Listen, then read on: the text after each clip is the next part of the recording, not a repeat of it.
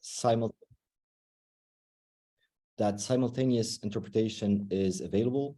You can activate it by pressing on the interpretation button at the bottom of the screen. With that, I'm just gonna, and also I would like to remind everyone to keep their microphones muted, please. We're gonna have a Q&A at the end of the session. So if any of you would like to ask any question, please write it in the chat box. With that, I think I could start. So yeah, our topic for today is a really interesting one. It's about fossil fuel subsidies. And to be honest, I find it a bit hard to digest that in year 2023, we're still talking about this. But for anyone who has worked in public policy, you would know that public policies are hard to change. They're a bit stubborn, at least some of them. So it's not very surprising. But I'm not going to take much time in introducing the topic. I'm just going to go straight ahead to introduce our speakers, just to be a bit more efficient. So with us, we're going to have our main speaker, Neil McCulloch. And we're going to have as discussant with us Carol Nakhli, Dr. Carol Nakhli, and Mark Ayoub. So I'm going to introduce each of them, and then we're going to start with a presentation by Dr. Neil, and then we'll hear some comments from the discussants, and then open the floor to your questions. So allow me to start. Neil McCulloch, Dr. Neil is an economist and a director of the policy practice. His main area of focus is on the political economy of reform in the energy sector. This has included work on corruption in the electricity sector in Lebanon, power sector reform in Kyrgyzstan, Pakistan, and Nigeria, energy access in India, aid to power sector reform in several countries in Africa, and fuel subsidy reform in Indonesia, Nigeria, and Zambia. Previously, Dr. McCulloch was the director of the economic policy program at Oxford Policy Management, and before that, he led the economist of the Australian aid program in Indonesia. So I welcome you, Dr. Neil. And then we have Dr. Carol Nakhli, who's the founder and chief executive officer of Crystal Energy, an advisory, research, and training firm in the UK. Her work focuses on the economics, energy, governance, and geopolitics nexus. She sits on the governing board of the Natural Resource Governance Institute and is a member of the advisory boards of the Middle East Institute and Payne Institute at the Colorado School of Mines. She is a lead energy expert with the Geopolitical Intelligence Services in Liechtenstein and Associate Fellow at the Issam Fares Institute for Public Policy and International Affairs in Beirut, as well as at the Lebanese Center for Policy Studies. She has published extensively and is an avid commentator on energy in the international media and at major conferences and industry gatherings. So welcome, Carol. And finally, Mark Ayoub is an energy policy researcher currently pursuing his PhD studies at the University of Galway in Ireland. He is an associate fellow at the AUB Issam Fares Institute of Public Policy and International Affairs, where he previously coordinated the Energy Policy and Security Program. His work aims to influence policymaking through evidence-based research, and he advocates national energy policies that utilize renewables as a centerpiece of the energy mix. He also wrote and he also worked on conducting energy audits and proposing energy efficiency measures on water and wastewater utilities across the country, as in Lebanon, and participated in producing papers on how to restructure and unbundle Lebanon's electricity sector, as well as enhancing transparency in the power sector, among others. With that, I'm going to welcome all of you again, and I'm just going to start right away with you, Neil. If you would just, yeah, you could start. You have a presentation for us, so you can share your screen. That's great. Thank you very much, Ali. And I hope you can hear me all Okay, it's a great pleasure to be back with friends from LCPS and IFI and beyond, and fun to be talking to you about one of my pet topics, which is fossil fuel subsidies, the harm that they do, and the challenge of removing them, of fossil fuel subsidy reform. I'm going to speak for maybe about 20, 25 minutes, something like that, and then I'm really want to stop because I'm very keen to get views from Carol and from Mark and from others and turn this into a conversation. Okay, so let me just quickly tell you why I'm keen to speak about it, and it's completely shameless advertising. I've just published a book called Ending Fossil Fuel Subsidies, The Politics of Saving the Planet, which has received some nice endorsements from various people around the world. Please go on to that link there and buy yourself a copy if you have money. And if you don't have money, I'm doing myself out of business here. It's actually open access as well, so you can download the whole thing for free. I'll be talking about some of the main messages coming out of that book, which was published just about a month or so ago. Just a quick overview of what I'm going to talk about. First of all, for those of you who are not familiar with the topic, I'll just mention briefly what fossil fuel subsidies are and talk about how big they are. I'm then going to discuss a little bit about the impact of fossil fuel subsidies. And then the main focus of what I'm going to talk about today is, why do subsidies persist? Why is fossil fuel subsidy reform so hard? Exactly as you said in the intro, Ali, it's surprising that we're still talking about this subject, and yet fossil fuel subsidies are really remarkably persistent. So let's try and understand that. I'll talk very briefly about some country experience in subsidy reform and what lessons can be learned from the experience of various different countries in doing reform. And then I'm going to talk very briefly about the current approach and, more importantly, I think a more effective new approach to fossil fuel subsidy reform.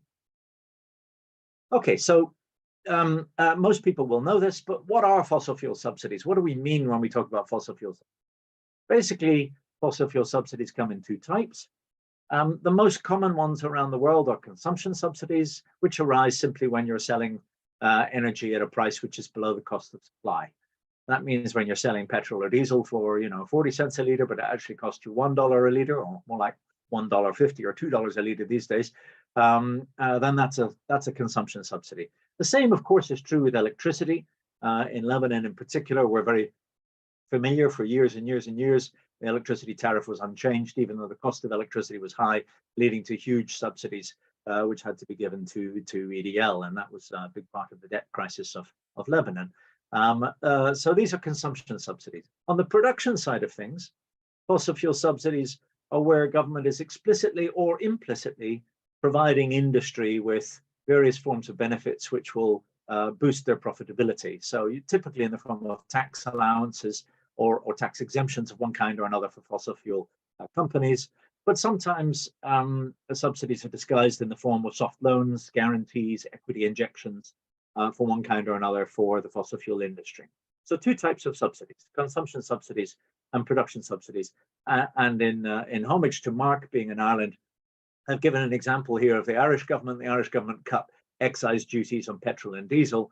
Cutting excise duties on petrol and diesel is effectively providing a subsidy. That is to say, the difference between the price that you would normally pay and the price you're actually paying is being paid for by the government, in that case, in foregone revenue. So that's what fossil fuel subsidies are. How big are they? And this is the bit that most people aren't aware of. Fossil fuel subsidies are really, really big. This is a graph produced by the OECD together with the IEA, which charts fossil fuel subsidies since 2010. And look at the scale on the left-hand side.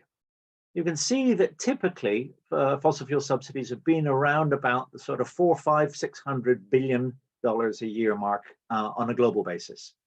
Most of that is petroleum, but a large part of it is also electricity and natural gas. So it fluctuates up and down, and it fluctuates up and down, of course, with the oil price. When oil prices are high, then domestic prices tend to be in many countries lower than the international price, and the gap is covered by the government, and that's the subsidy.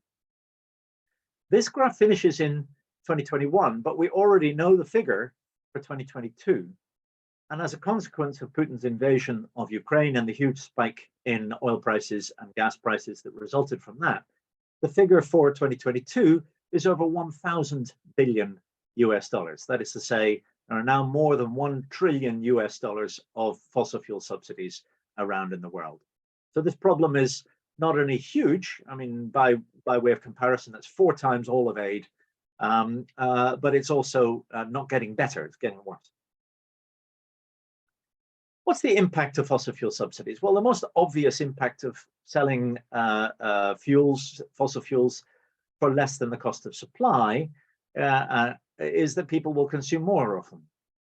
And obviously, one of the big problems we face in this planet is climate change.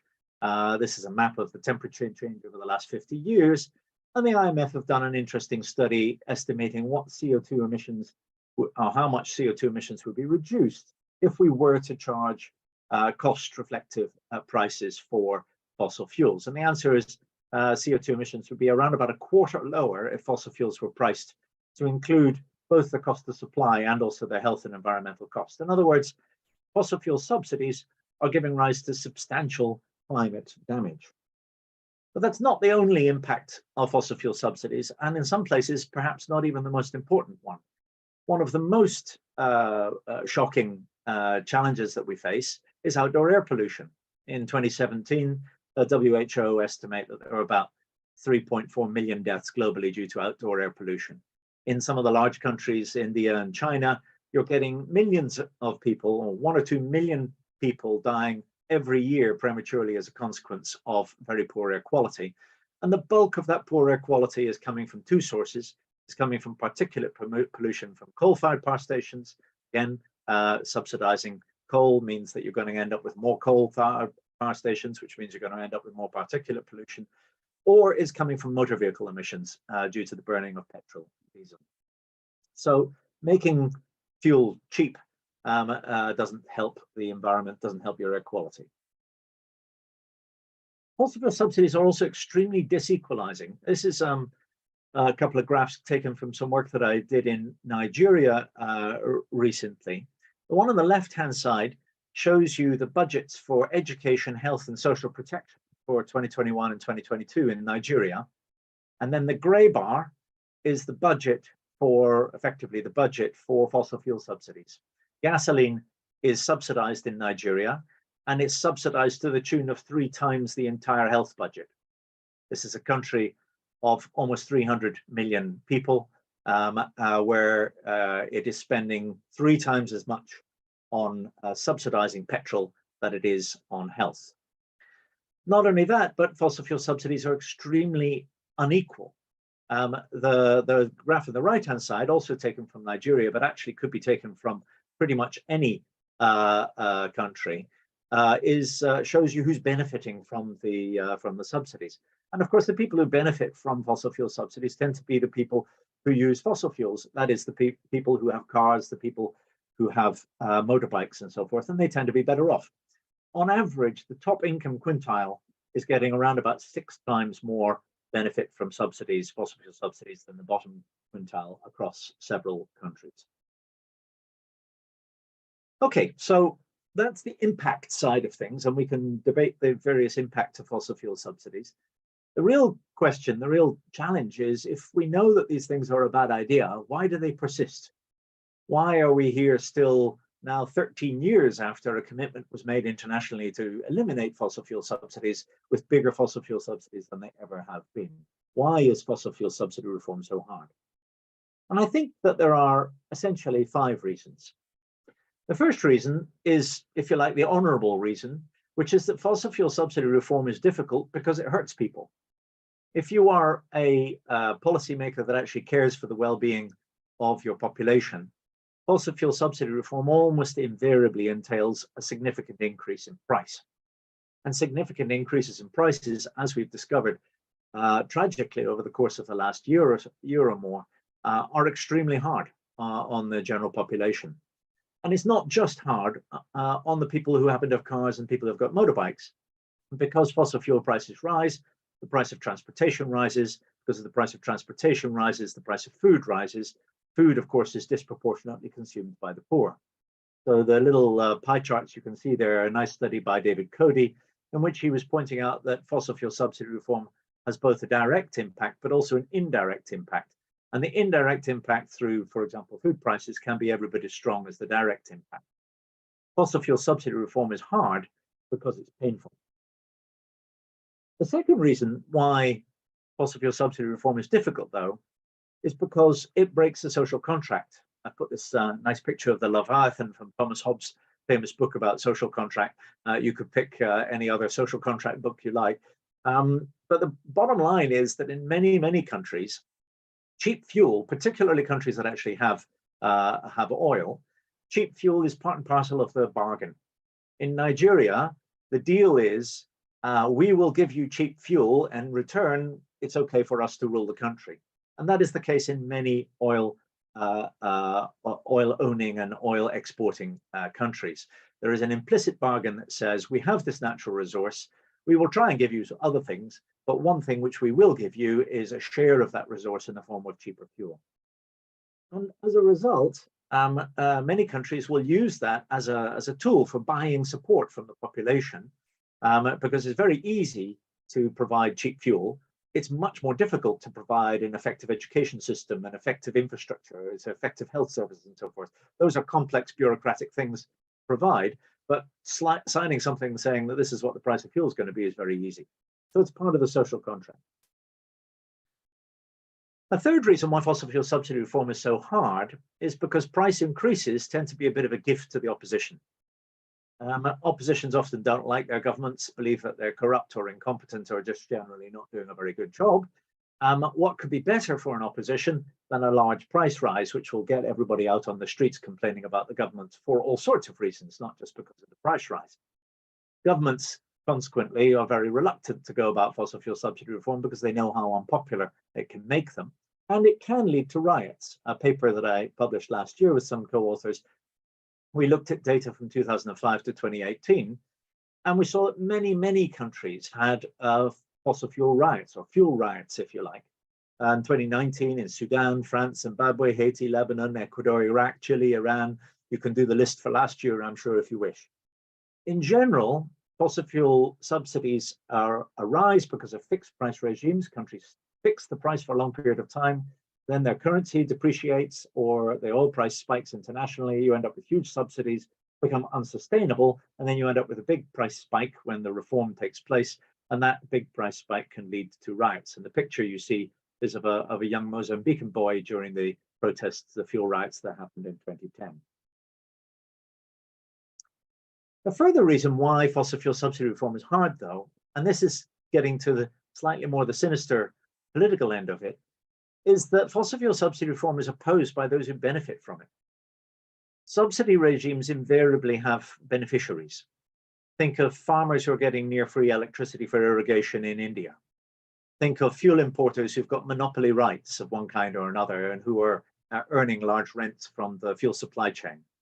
Think of people who can round trip cargoes. So this happened in Nigeria, for example, where you bring in a tanker load of fuel, you would offload half of it, you claim the full subsidy, you take the tanker out again, bring it back in again, offload the other half, claim the full subsidy again.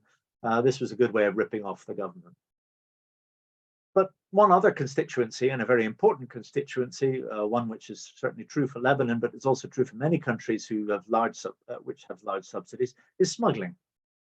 Certainly in countries where the prices are significantly below those of their neighbors, there's a very strong incentive to smuggle fuel outside of the country, and the police or the customs officials will turn a blind eye because they may well be participating in the process.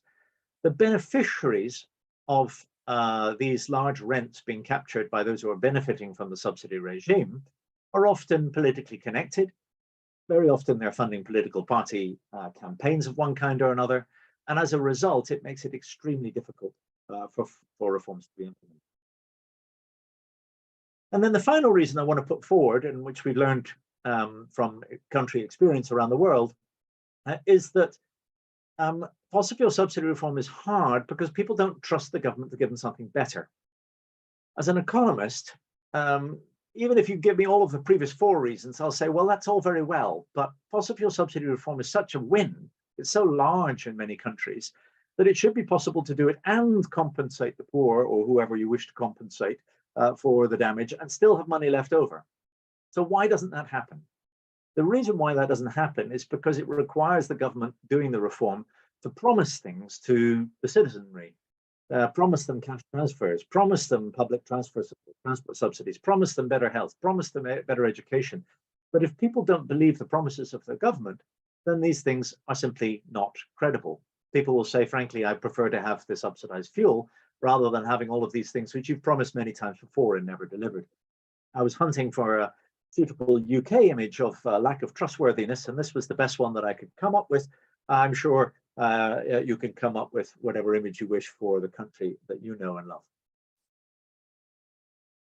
Okay, so let me talk a little bit about country experience with fossil fuel subsidy reform. I've spoken about why it's difficult and why it's politically challenging. But many countries have tried to reform fossil fuels, including, of course, Lebanon.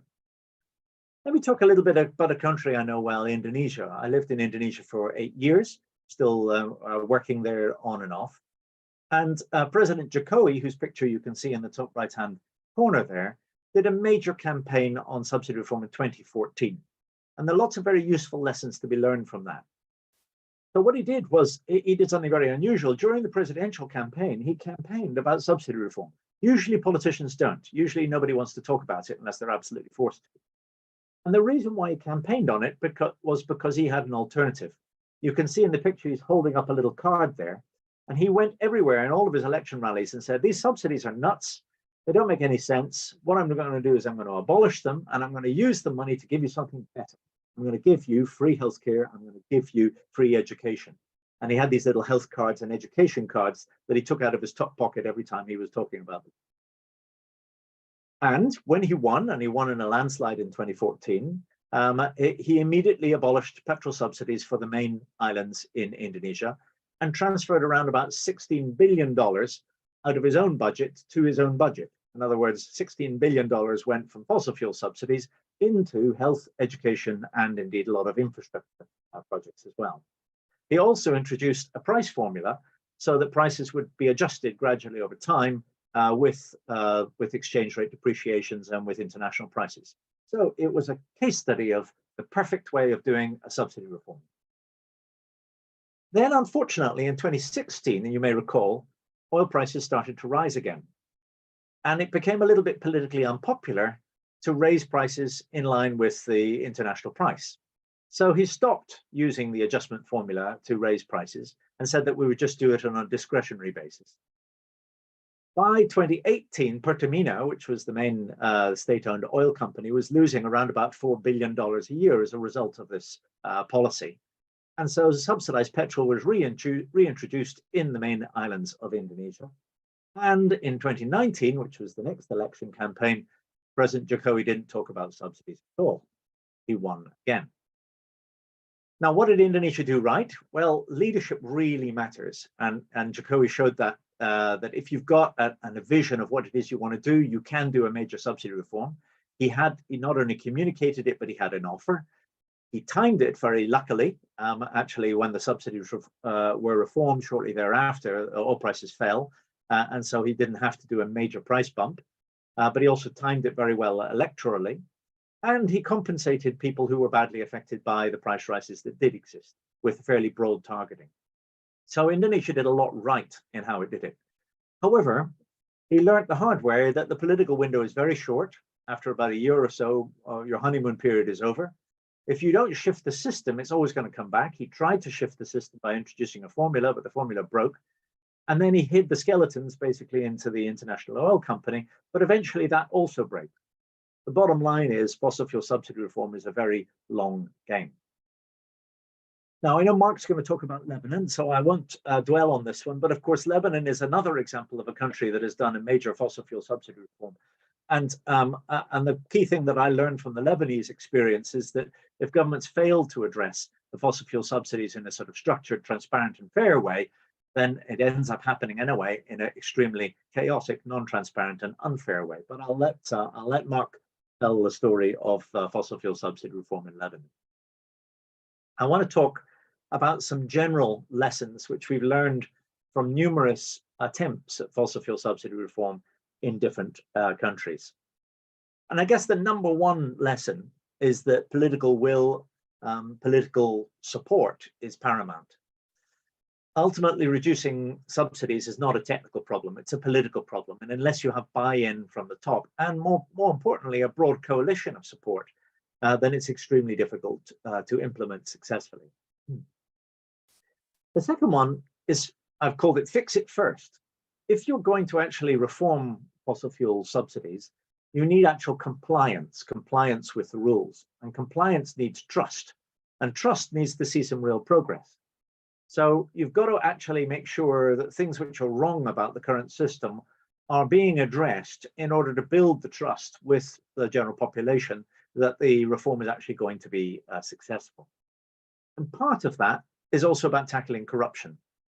I remember being quite shocked in Nigeria when I was talking to a young activist who had led a lot of the campaigns against the fossil fuel subsidy reforms in 2012, which went disastrously wrong for the government there.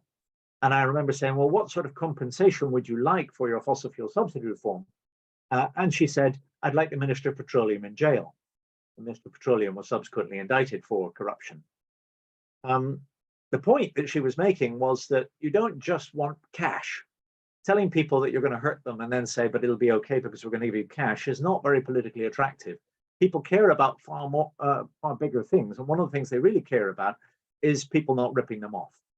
So tackling corruption is part and parcel of effective fossil fuel subsidy reform. Fourthly, protecting the poor matters. Sometimes the World Bank has been criticized for having an approach to fossil fuel subsidy reform that basically says, do the reform, massively high prices, but it's okay because you're going to give the poor cash. That's a little bit unfair, but nonetheless, it's got an element of truth in it. That is that an awful lot of the focus is on protecting the poor. You do need to protect the poor, but you also need to compensate the bulk of the lower middle class, if you like. There are many, many people who are not particularly poor. That is to say, they're not in the bottom 10 or 20% of the population per se, but they really will hurt if you get a huge spike in petrol or diesel prices. And it's very important that compensatory mechanisms provide something for them as well. Fifthly, and this is the point I was making about Jokowi in Indonesia, government has to have an offer. At the end of the day, fossil fuel subsidy reform is not a very interesting or sexy thing. You've got to have something that is politically salient, which you can offer to people so that they believe that there is a possibility they're going to get something better out of that. If not, then people will never support fossil fuel subsidy reform. I remember doing a bunch of perception surveys on this topic in Indonesia and also in Nigeria, and you typically get between 70 and 80% of the population saying they're opposed to reform. So you can understand why politicians are reluctant to proceed with such reform. But where it works because politicians have come up with an attractive, politically salient offer, which actually resonates for that context. And then finally, communication. I can't tell you the number of meetings I've been in where policymakers will say, oh yes, well, we do want to do a fossil fuel subsidy reform, but we want to do it under the radar. We want to do it stealthily.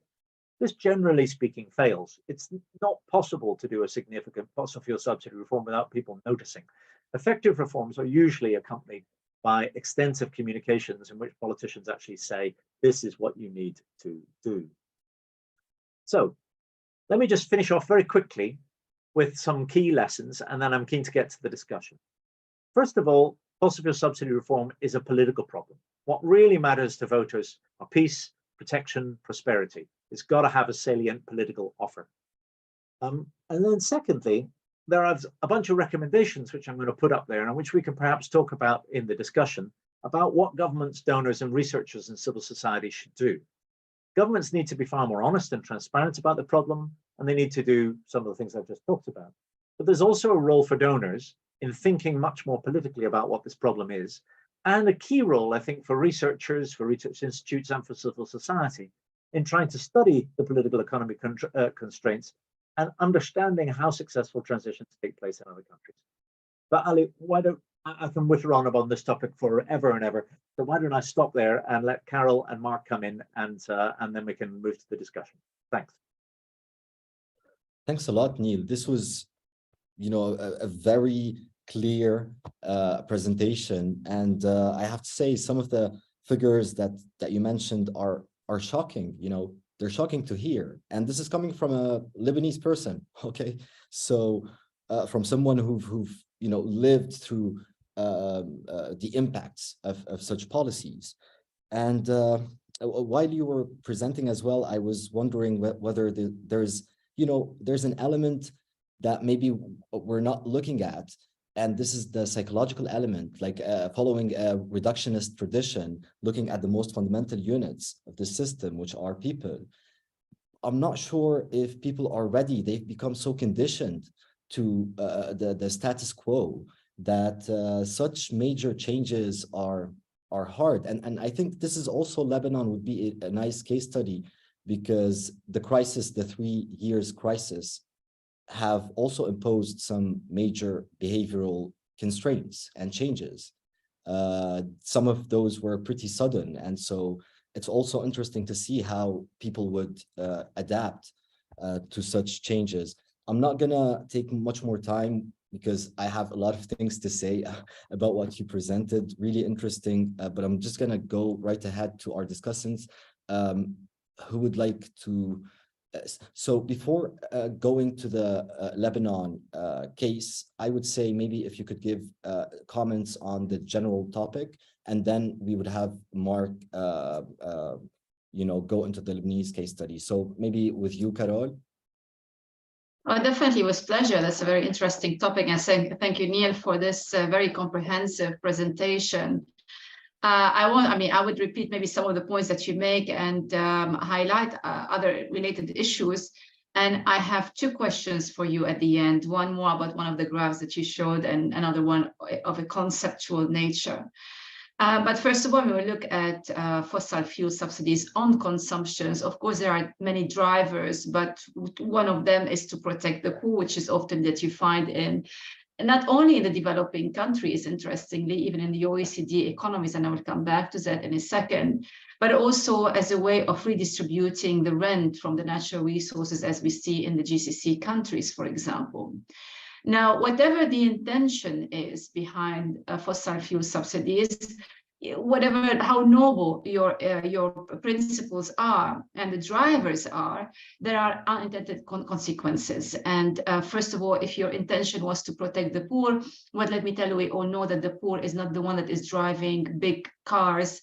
I mean, hardly a poor person has a car, and they are not the one with massive houses that require a lot of consumption of electricity or heating, and they are not the one who are flying around the world. So actually, the subsidies that you originally wanted to offer to help the poor benefits the poor the least, because they end up going to the rich more than who have all these kind of bigger consumption than the poor. So that's something people don't really think about. We don't really think about who is benefiting the most from these supports, from this financial support. And we can say that those who are benefiting the most are the ones that need it the least. And that raises the issue of equity and fairness.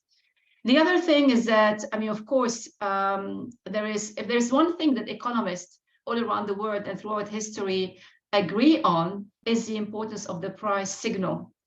So the price signal drives behavior. Actually, a price signal was the one that drove energy transitions in the past, from biomass at the beginning to coal, from coal to oil. So we should not underestimate the power of the price signal. And if you distort that price signal, then you are going to distort behavior, and you are going to create distortions in the market and unintended consequences. So one of these unintended consequences and distortions is inefficiency, wasteful consumption. And that is very simple and very easy to calculate and to plot. So if you, for example, you are curious, you can go and look for gasoline prices around the world. And you can plot them on a graph. You can compare the subsidizers versus the taxers. And you can see how, for example, in Europe, taxes are very high. And if you go to Venezuela, maybe it's cheaper to buy to fill your car than to buy a bottle of water. But then you plot against that the energy intensity, which is a measure of your efficiency, how much energy you are using to produce, let's say, 1 unit of output. And you see a very clear correlation, undisputable, that wherever you have energy subsidies, you have very high energy intensity. I don't have the latest numbers, but there was a study by the IMF which said that half of the world's subsidies, energy subsidies, are in the Middle East and North Africa. And actually, if you look at the energy intensity in that region, this is the only region in the world where energy intensity or energy inefficiency increased and did not decrease, unlike the rest of the world. So the arguments here can be easily proven quantitatively, in addition to the qualitative and principle dimension. Then there is the other thing. Well, if you are an energy exporter, then you may have a serious trouble. We saw how Egypt, for example, ran into trouble before the discovery of the Zohr field. Egypt has sizable gas resources, it has gas reserves, but they also have a very large domestic market. Gas demand is increasing rapidly. So is in Algeria. You have the same problem in Algeria. Domestic consumption is rising because of the pricing mechanism, the generous subsidies. Now, what happens here? These are countries that are in principle exporters. They export natural gas. But the difference, well, how do you get your exports? You take production minus consumption. So if consumption is low and your production is at this level, then you do have a sufficient, a sizable capacity to export. But if your consumption is rising rapidly and production is not catching up, then your capacity to export decreases over time. And that's why Egypt became a net importer for a period of time. Now, today, they could export much more than what they are exporting, but because of the domestic consumption, that is limiting the export potential. And you have limited export potential because of pricing or inefficient pricing mechanisms domestically. You are letting some revenues from exports, lucrative revenues, where you could sell your oil and gas at international prices. You are just letting go of that aspect. Now, the problem with subsidies also is that once they are in place, they are very difficult to remove.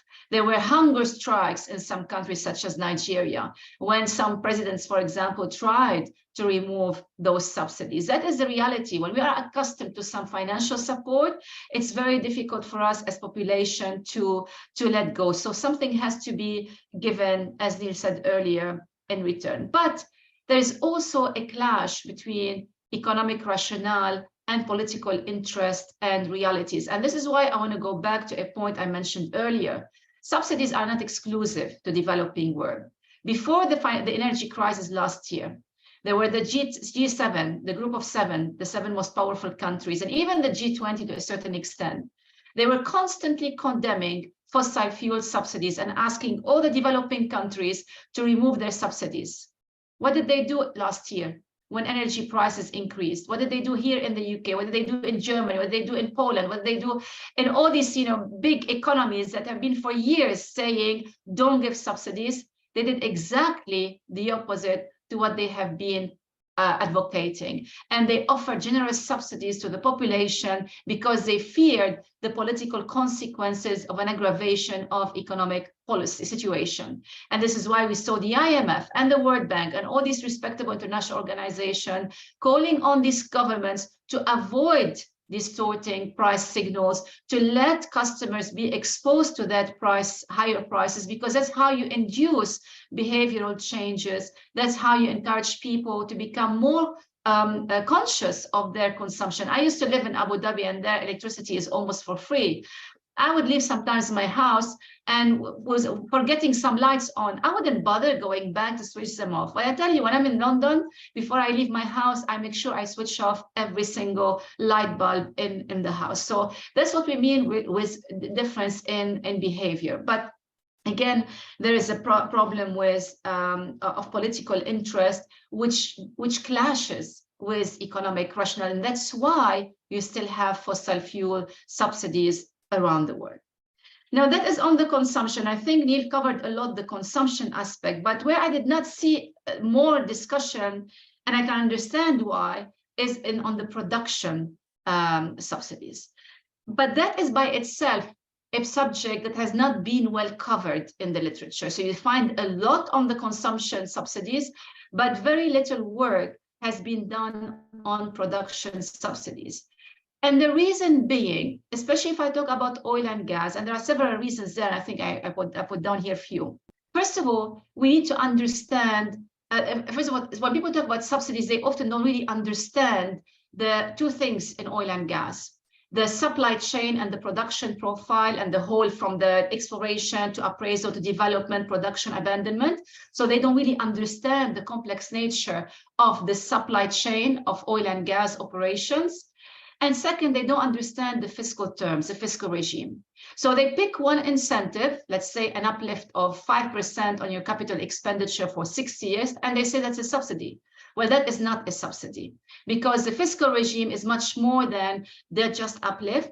And almost everywhere around the world, the oil and gas industry pays much higher taxes than the rest of the industry. So in Norway, 78% the industry government take is from the oil and gas industry, whereas the rest of the industries pay a fraction of that, you see. So therefore, a subsidies, when we have like certain fiscal incentives that allows the industry to pay below what everybody else pays. But here, if you're starting with 90%, 80%, then giving a certain incentive, which is very targeted, very limited period of time, to encourage investment in a certain, let's say, field that is, I don't know, like maybe it has huge capital expenditures, that does not qualify as subsidies. And second, again, the fiscal terms are very important, the tax regime, is because many instruments in the oil and gas industry act like a tax, but they are not called taxes. And that's what the non-fiscal experts don't realize. And that's where everything gets muddied. So I personally would like to see, I mean, I know that the consumption subsidies is something that has been covered extensively over the years and the decades, and they are still there. The problem is still there. But where I would find quite beneficial is more work on production subsidies, because that I can tell you with great confidence that the contribution in the literature of researchers is very, very limited. Carol, So with that, yeah, let me just conclude and ask Neil the two questions I have, if I may. So Neil, you had a graph which showed how big subsidies are. Were you showing consumption or production subsidies or both? And second, if we agree that subsidies are bad, we know that green energy is hugely subsidized around the world. Is there a case where that subsidies is justifiable? I just wanted to ask you if you could give us an example of the last thing that you mentioned about the kind of taxes, let's say, or that go unnoticed. Okay, if you could give us an example, if you have anything, you know. You will have to invite me to give you a lecture on fiscal regimes, but state participation or cost recovery ceiling, for example, these have no taxes in the definition, right? And yet they act like a tax. Yeah. So these are just examples, and they can have very upfront effect on investment and make the projects non-profitable in some cases, and they can make the regime pretty regressive. Okay, thank you. Thank you for clarifying. So before I move to Neil, maybe it's better to have also Mark's intervention, but also Carol, something you mentioned about countries where, especially in the Middle East, the thing about rentier states, and I remember this from something I wrote a long time ago about subsidies in the Gulf countries, you know, the usual motto, with taxation comes representation. Well, with no representation, there's no taxation. Okay, so it's, as Neil said, it goes to the very social contract in those countries, unfortunately, making it even harder than in other cases. So Mark, I'm gonna move to you, and I'm gonna give you the floor. But before, I just would like to you know, express that it's always happy to work with you and with IFI. This event today, this webinar, is both the result of the collaboration of LCPS and IFI, who are focusing on this topic, the topic of energy and energy transition as well. So Mark, the floor is yours. Thank you so much, Ali, and thanks so much, Neil and Carol, for the insights and comments. So, and congratulations again, Neil, for the book. Really interesting. So I'll try in the coming just few minutes I have just to highlight a bit on the Lebanese case study, or how things have been happening on the Lebanese case study, but just to use that example to shed light on some of the concepts that the book has included already, like Neil's book has included, and maybe we could open the discussion around that. So in the local context, and like Neil has quickly and briefly maybe showed a bit, one of the country examples was Lebanon on that front, when it comes to countries that have been removing or subsidies in a very unorganized way recently, and especially in 2021. So I will start by asking or trying to raise the big question: what does that mean to remove subsidies in a context like in a country like Lebanon? So the removal of subsidy came as part of an economic collapse, of a currency devaluation, deteriorating economy, and also a big loss in trust from citizens in public institutions, in ministries, etc. So what does that mean really to have subsidy removal in this context, and especially on one thing that the book has highlighted on is the timing on when to remove subsidies. So in chapter 2 of the book, Neil has said that subsidy removal is something that used to be a taboo, or that used to transform ministers to ex-ministers, and it was really avoided, something that's really avoided in campaigns, in electoral campaigns and discussions, etc. So if you look at the Lebanese case study or Lebanese context, you see that subsidy removal came at a moment where, or fossil fuel subsidy removal came at a moment where citizens were really facing several other catastrophes or several other problems. And when it was removed, and I'll come in a minute to the process on how it was removed, people or the population accepted it because there was simply no other choice for them to do rather than accepting it. So they were facing first not only a devaluation of the currency, but also several other catastrophes and crises when it comes to their money in the banks, when it comes to electricity supply, when it comes to food and beverage, supermarkets, etc., medicines, hospitals, and all of those. So subsidy removal or the hike in gasoline and diesel prices came on top of those. And of course, this is not reform by itself, and this is not the form through which reform should be done in any country. And the book has highlighted on a series of examples of several other countries that have done so. Why it is not really the right way to do it? Because really it has happened in a very unplanned way. So it was done in an unorganized manner. It was not really communicated. And here I will come again to the concept of communication that the book also highlights on at the end. But not only not well communicated, no alternatives were also provided. So there was no real careful signaling or information on the expectations, or how would this step would enforce or would highlight and affect the population or the citizens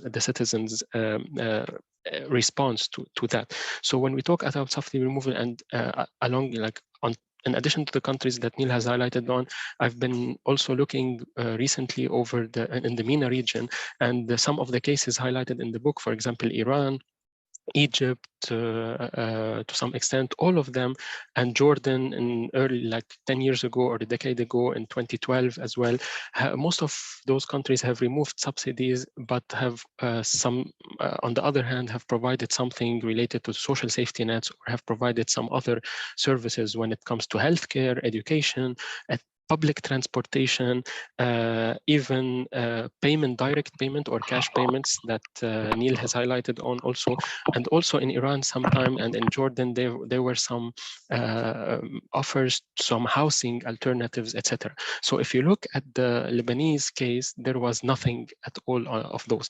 There were some talks about some cash payments that should be done, or cash cards, social cards that would support citizens in this process of subsidy removal, but we never saw those happening. There were some grants or loans, let's say, from international organizations also that benefited some chunks of the society and not also all citizens. So the way that happened, it was really unorganized, not communicated, etc. But putting this aside, and what's really fascinating, I cannot say it's fascinating, but what's really interesting in the Lebanese case is this dynamic or interlinkage or relationship that was really moving between the policymakers or the ones that have decided to remove the subsidies and the private sector. And here I'm saying, or I'm talking about the companies that are importing or used to import fossil fuels, namely gasoline, diesel, etc. So this interlinkage or this dynamic was really interesting at that front, and really it has helped the purpose or helped the government in its purpose by removing subsidies. And I'll say how. So we all know that in Lebanon there is a cartel of companies, 13 companies that used to import gasoline and diesel. So there's no real competition. They don't compete with each other, but their utmost, let's say, goal is to keep their profits, let's say, stable. So when subsidy removal started gradually from 1,500 exchange rate to 3,900 exchange rate, and then to Alisar, if you could just mute your microphone.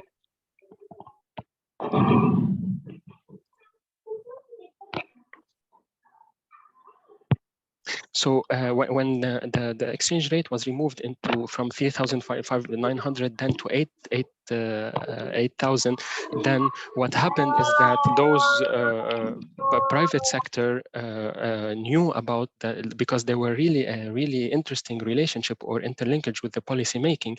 They knew that the prices are going to increase, and what they did is they said, why do we need to sell at this current price while we know that the price is going to increase and we're going to make more profits? So what they've done simply is that they hoarded quantities, they withheld quantities for a long period of times, and as a result, we all remember, and the picture in Neil's slides showed the long queues in front of petrol stations that happened during the summer of 2021 and even the spring of 2021.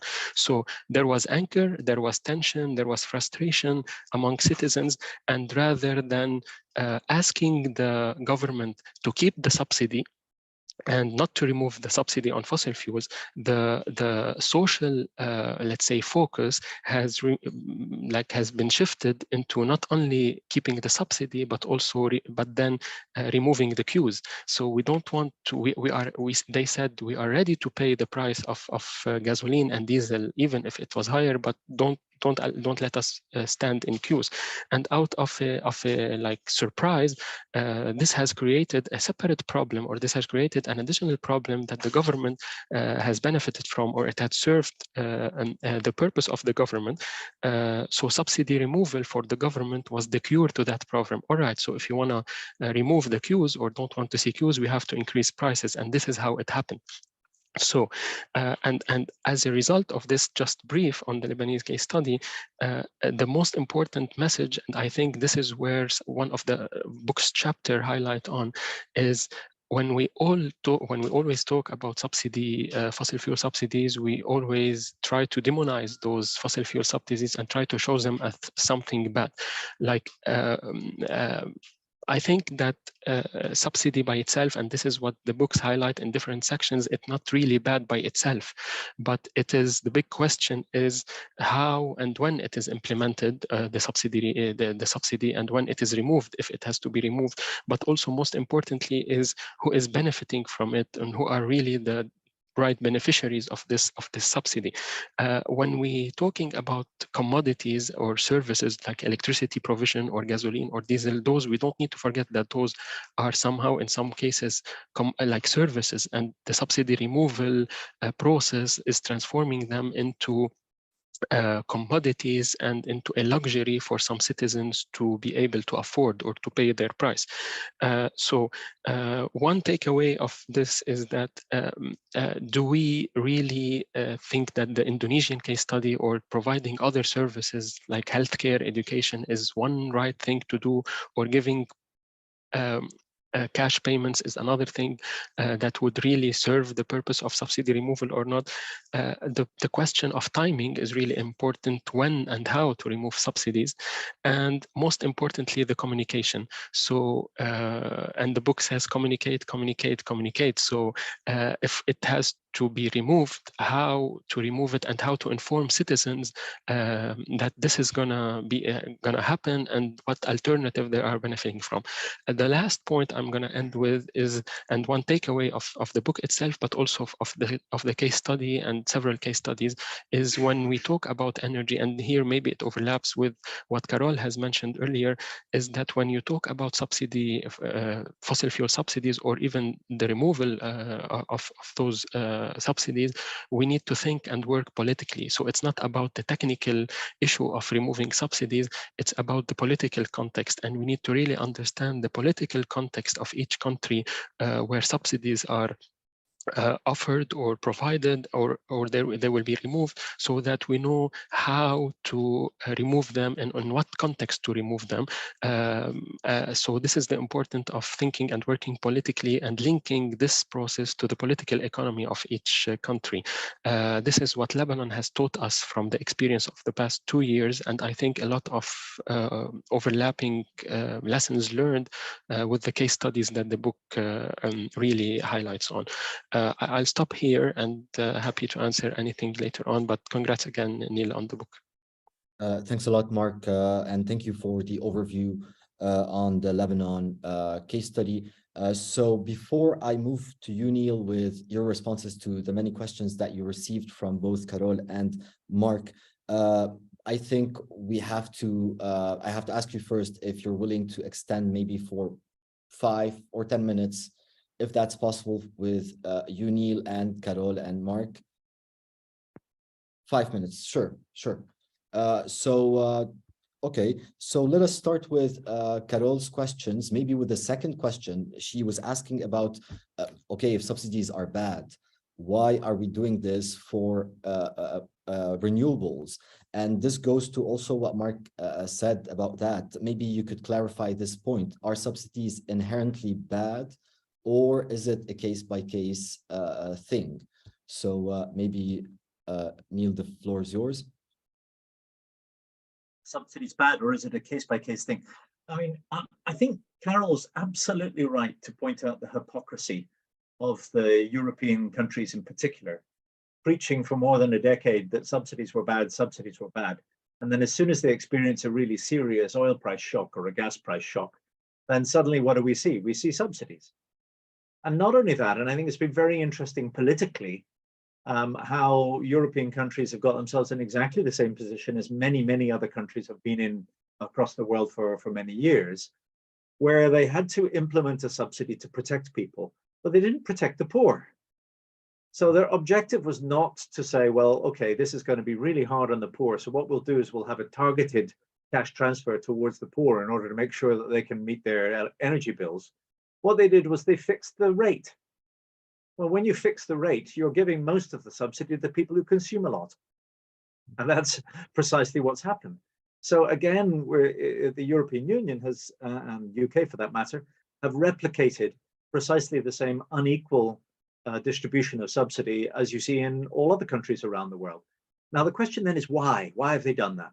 And the answer is because it doesn't matter whether you're rich or poor, you all vote. And so politically, it's been much more acceptable to say that everybody will pay a fixed rate than it was to say, well, actually, you rich folk, you're perfectly capable of absorbing this major shock. And we want you to absorb this shock in order for us to have a bit more money left over to help the poor. That would have been a much more, that would have been the economist's solution. That would have been a much more pro-poor solution, but it wasn't nearly as politically acceptable a solution. And so European countries have rushed to fixing rates in exactly the same way as other countries have done for a long time. So what lesson do I draw from that? Ultimately, reforming fossil fuel subsidies is never going to be a political top priority for anybody. What matters is protecting your citizenry and protecting your own power. So as a consequence, we need to think politically, as Mark was saying, we need to think about what's the perspective of the politicians on this. They need to protect citizenry, and it's a good thing to do. You know, this is a horrible shock. The governments of Europe had the resources available to be able to do that, and so they protected them by fixing prices. However, if you fix prices for a long period of time, you will end up in trouble. So the question is, how do you protect people over the short run? But let's not try and not pretend that we're protecting the poor. We're protecting everybody in the short run. But how do you also engineer a system which is fiscally sustainable, which is responsible, which is efficient, as Carol was pointing out, because subsidies lead to huge inefficiencies, very high energy intensities around the world, and which is also fair, which gradually allows you to claw back those resources and devote them to things which voters themselves would prefer those resources to be used for. That's the challenge. The challenge isn't to just get rid of subsidies because subsidies are bad. Sometimes subsidies are necessary in order to be able to achieve social outcomes that you wish to achieve.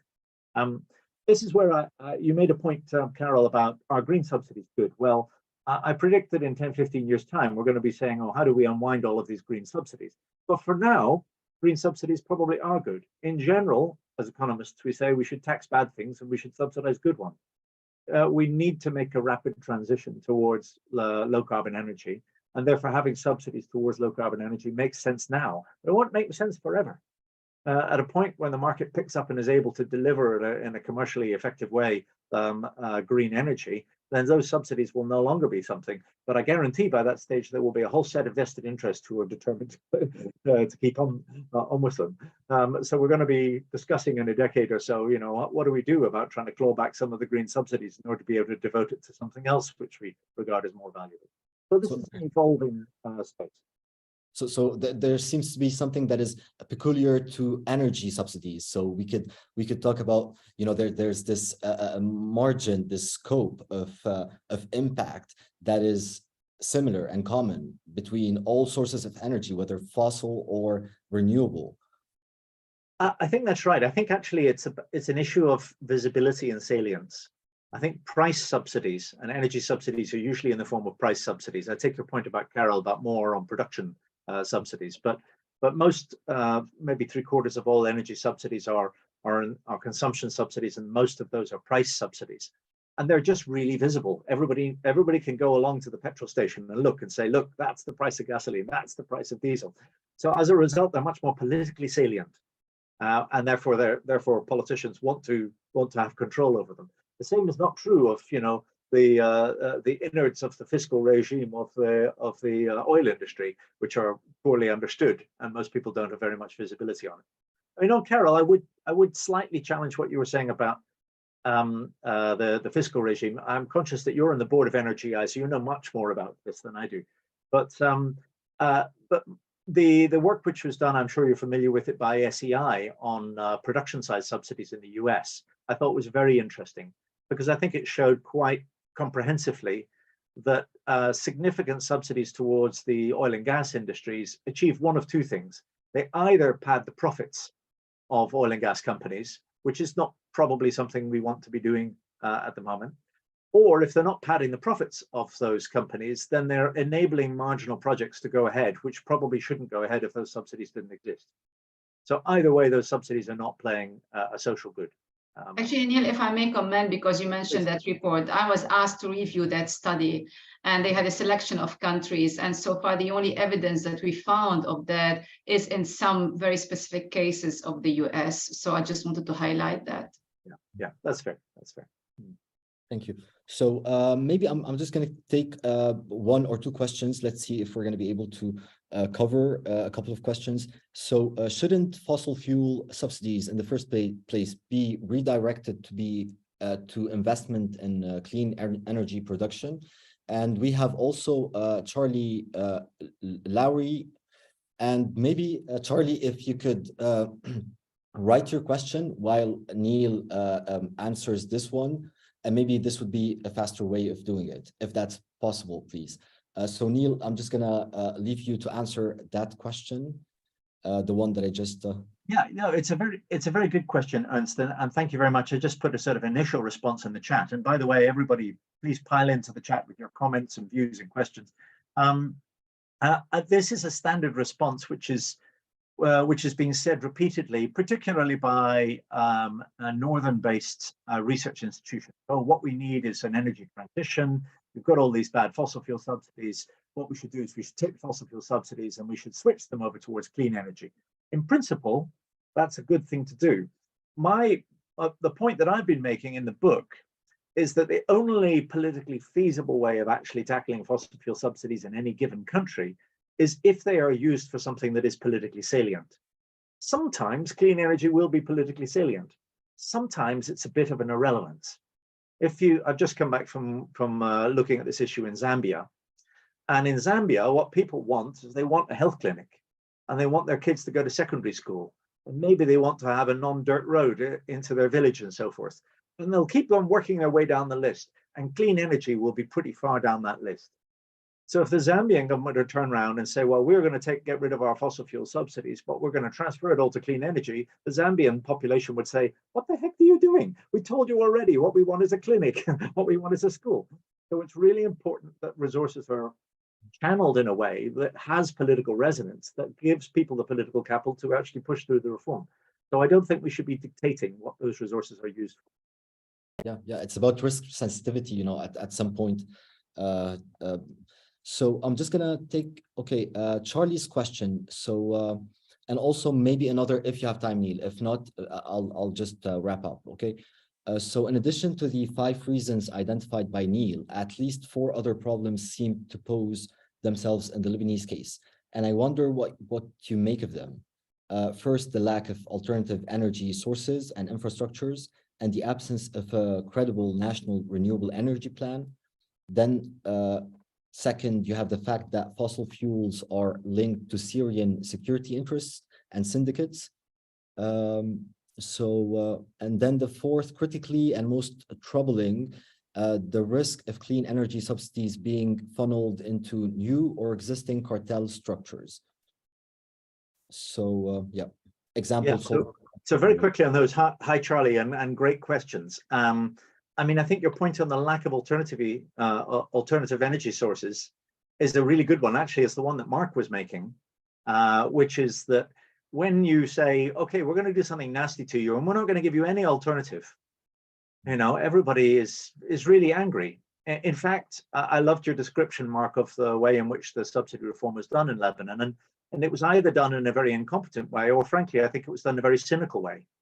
There were weeks and weeks and weeks of queues at petrol stations. Everybody got really hot and really, really angry, so that the solution to the problem was a massive hike in the price and getting rid of the subsidies. This is not a fair and a transparent and a reasonable way of dealing with fossil fuel subsidies. This is a case study of how not to do it, or to do it in a very unfair way. But what the government, I'm sure, we're thinking of is, well, how can we make the situation really, really bad so that we then look like we're the solution to the problem? And that's pretty cynical. I may be wrong about that. Somebody may correct me.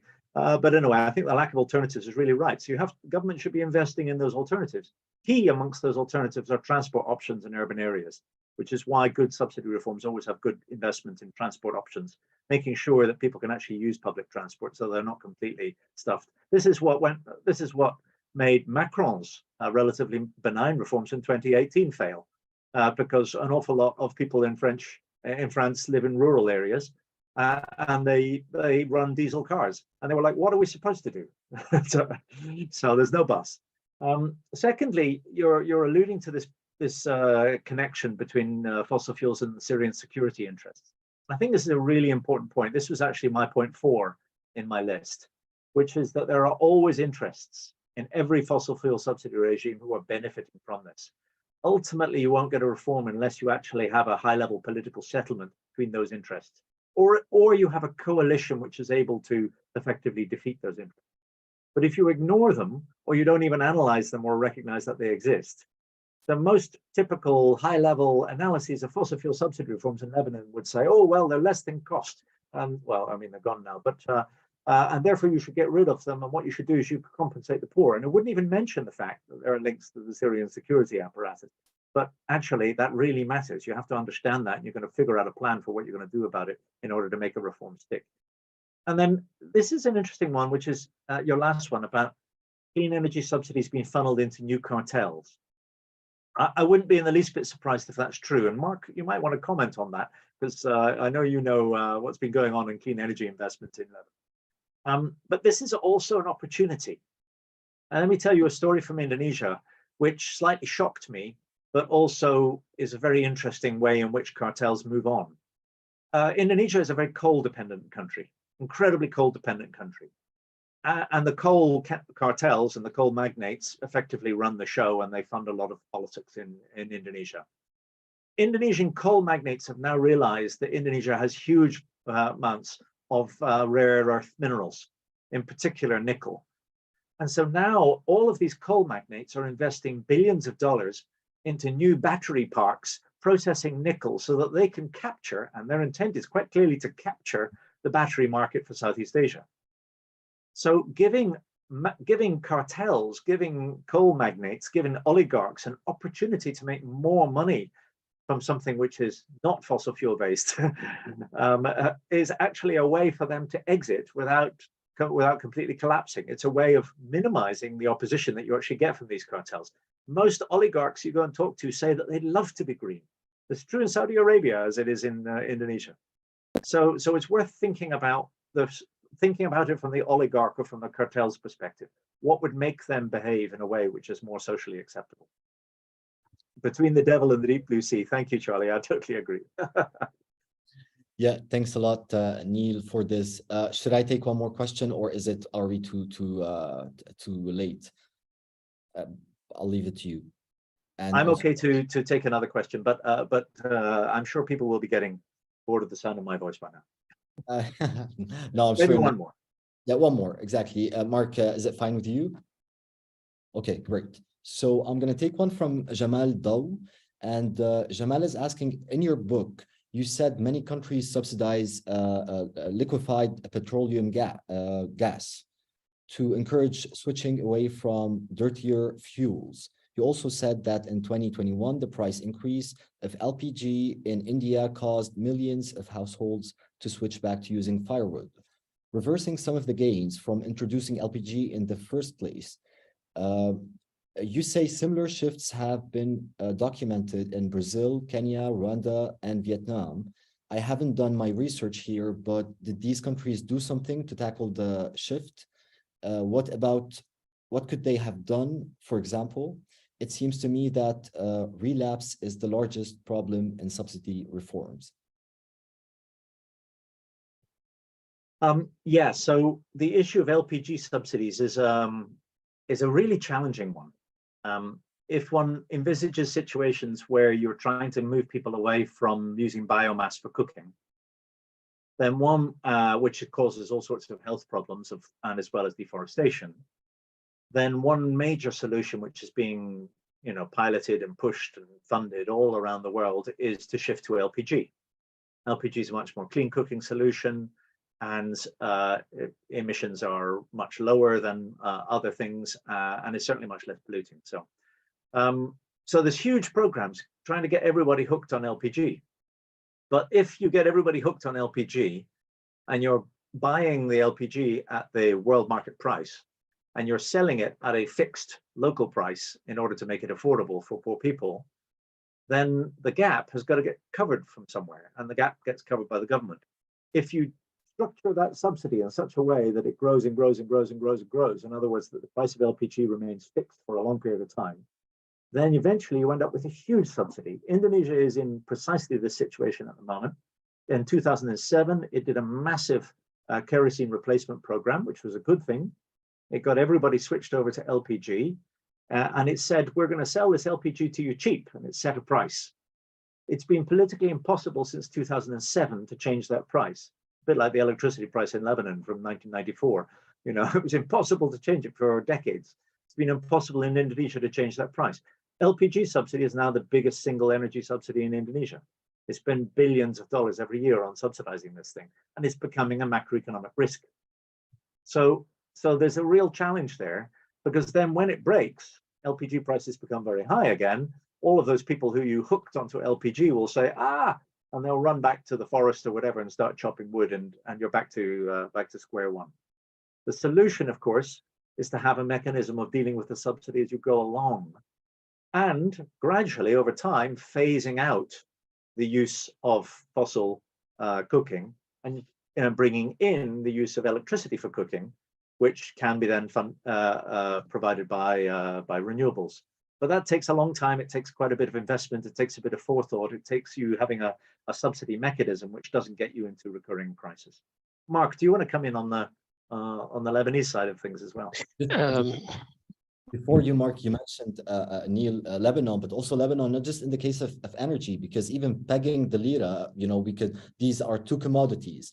We also pegged the lira for such a long period of time without making it sensitive to, the fluctuations in the market and the economy. And yeah, this is what we ended up with. Exactly. It doesn't have to be a direct price support. If you peg the lira, it's the same thing. Yeah. So it might be worse, maybe at some point. Yeah, maybe worse. Much more fundamental commodity than energy, Yeah, because people used on that point exactly, and I'll be very, very short and quick. On that point, people never claimed, or let's say talked about the peg of the lira or the exchange rate by itself, but they've said they've always raised the voice on the subsidy of gasoline or diesel or even food and beverage, etc. But if you compare the numbers, I mean, you could ask what had made harm more to the economy and what had reached to the 2019 collapse or not. But in briefly on Charlie's last point, I think we are at the edge currently in Lebanon when it comes to renewable energy companies or this sector that's growing.